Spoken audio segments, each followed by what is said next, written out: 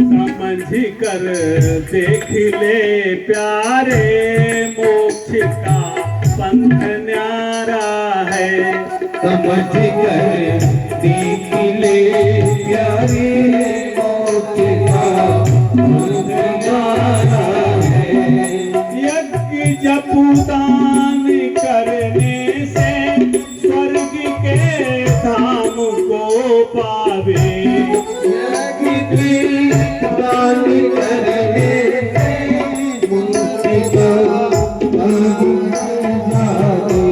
यज्ञ जप दान करने से स्वर्ग के धाम को पावे।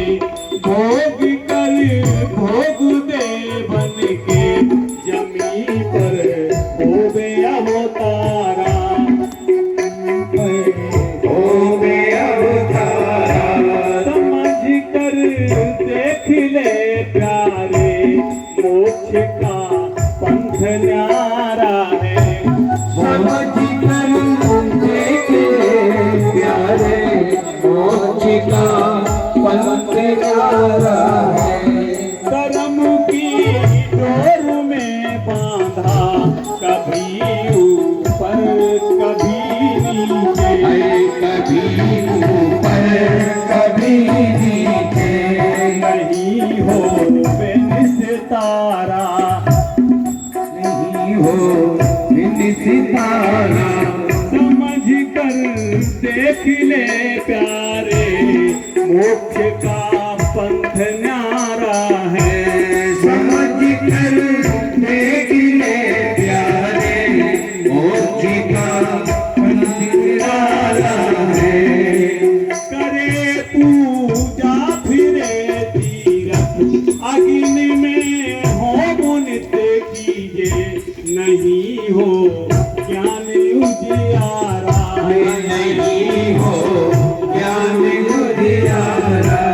समझ कर देख ले प्यारे, मोक्ष का पंथ न्यारा है। समझ कर देख ले प्यारे, मोक्ष का पंथ न्यारा है।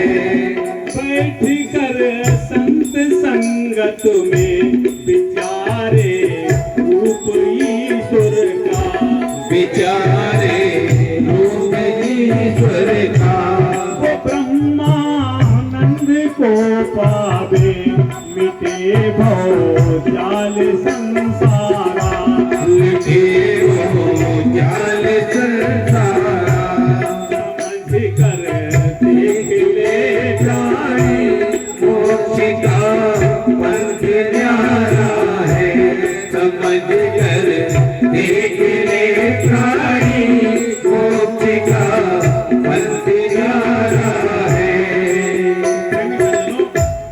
मोक्ष का पंथ क्या है जिसकी चर्चा कल से हो रही है? ये वास्तव में मुक्ति का मार्ग है।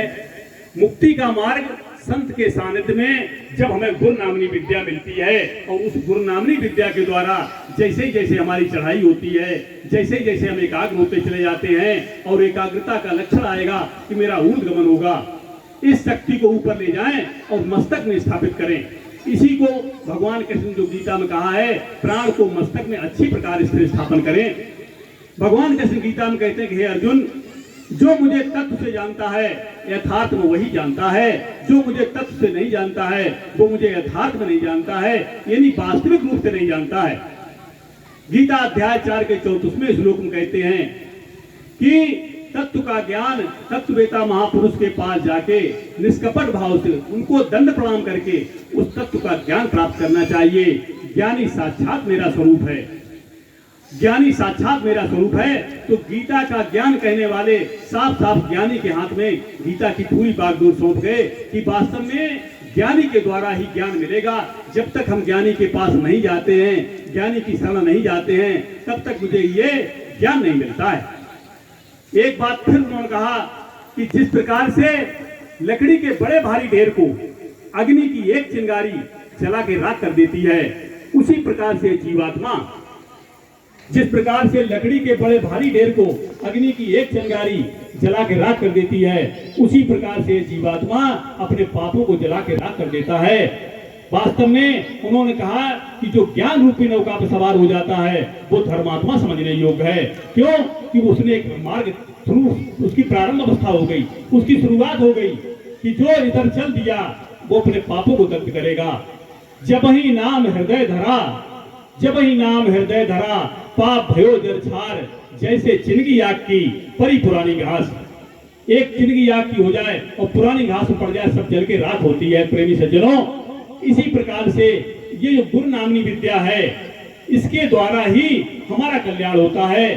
सत्संग में जो भागवत सुनने जाते हैं, भागवत का सारांश कहा जाता है कि भागवत का सारांश क्या है। भागवत का सारांश यही है कि हम अपनी आत्मा को जाने। भागवत के 11वें स्कंद में कहते हैं कि वेदों का पारगामी विद्वान हो। यानी कितने बड़े विद्वान बन जाओ, वेद पढ़ लिए, शास्त्र पढ़ लिए, उपनिषद पढ़ लिए, गीता पढ़ ली, सब कुछ पढ़ लें, वेदों का पारगामी विद्वान हो, लेकिन अगर वो आत्मज्ञान से शून्य है तो उसको ऐसे समझना चाहिए जैसे बिना दूध देने वाली गाय। तो जो जो जो सारांश है हमारे भागवत का वो ये है कि नाम उठा के नाम तो गगन माए ले जाए, ता नित्य प्रकाश सुखदेव दिया बताए।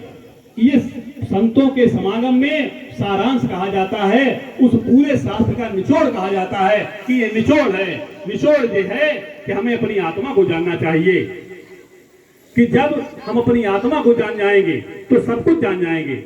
तेरो राम तोई में कहाँ मनु भटके, तेरो राम तोई में कहाँ मनु भटके, जिमु मेहंदी में बसत लालिमा, जिमु मेहंदी में बसत लालिमा, बिन युक्ति नहीं निकसे, तेरो राम तोई में कहाँ मनो भटके। कि मेरे अंदर ही मेरा राम है, हम खोजते बाहर हैं।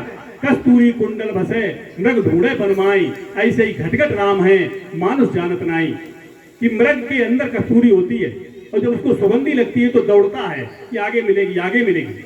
इसलिए कस्तूरी कुंडल बसे मृग ढूंढे बनमाए, कि मेरे अंदर जो बैठे हुए हैं हम पहचान नहीं पा रहे हैं। जिसको ये पहचान हो जाती है, जिसको नाम की पहचान हो जाती है, जब ही नाम हृदय धरा, पाप भयो जर छार।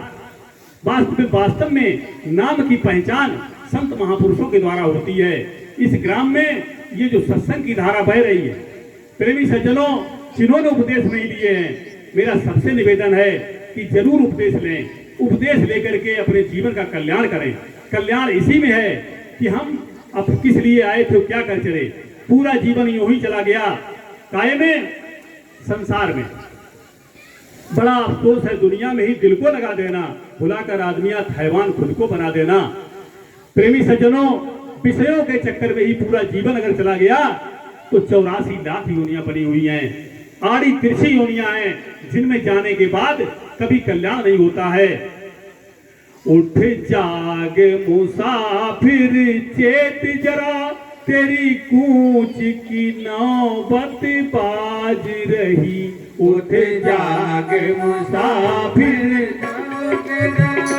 तेरी कूच की नौबत बाज रही।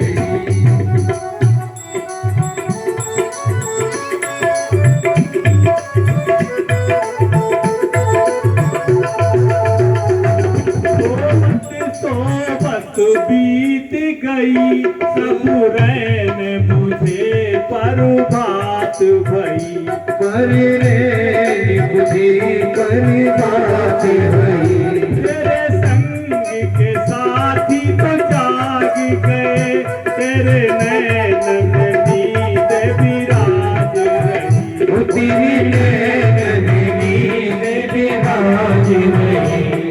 उठ जाग मुसाफिर चेत जरा, तेरी कूच की नौबत बाज रही। जाग मुसाफिर चेत जरा, तेरी कूच जाग रही। कोई आज गया, कोई काल गया, कोई जान खड़ा, कोई जाने के लिए तैयार खड़ा। नहीं कायम कोई मुकाम यहाँ, चिरकाल से यही रिवाज रही। चिरकाल से यही आवाज रही।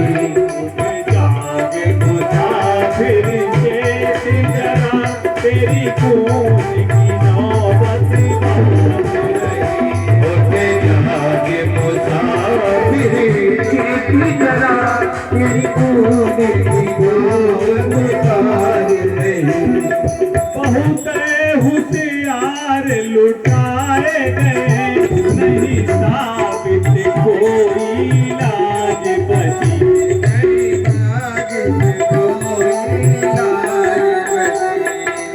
इस देश में चोर चकोर घने, निज माल की राख संभाल सदा।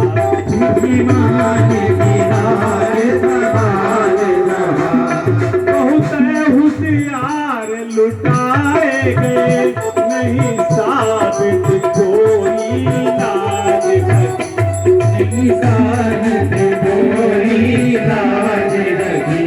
उठ जाग मुसाफिर शेष जरा, तेरी कूद की नौबत बाज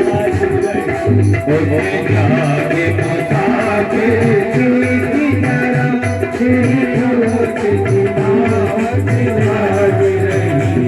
अब तो तजियारत को मन से करे संग तैयार समान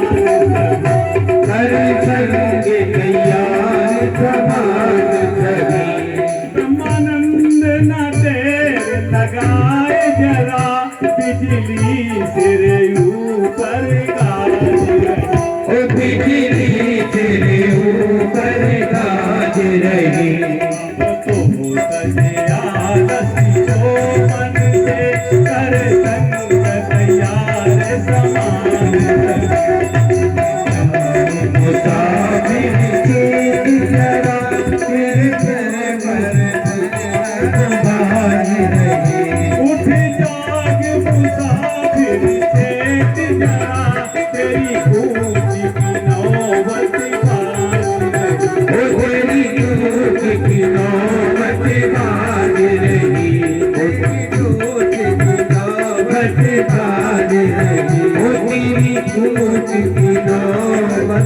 बाज रही। प्रेमी सज्जनों, ये देव दुर्लभ शरीर हमें आपको मिला है, इसलिए इसका सदुपयोग यही है कि हम इसको भक्ति में लगाएं। और मेरा समय पूरा हो गया है। बोले सद्गुरु भगवान।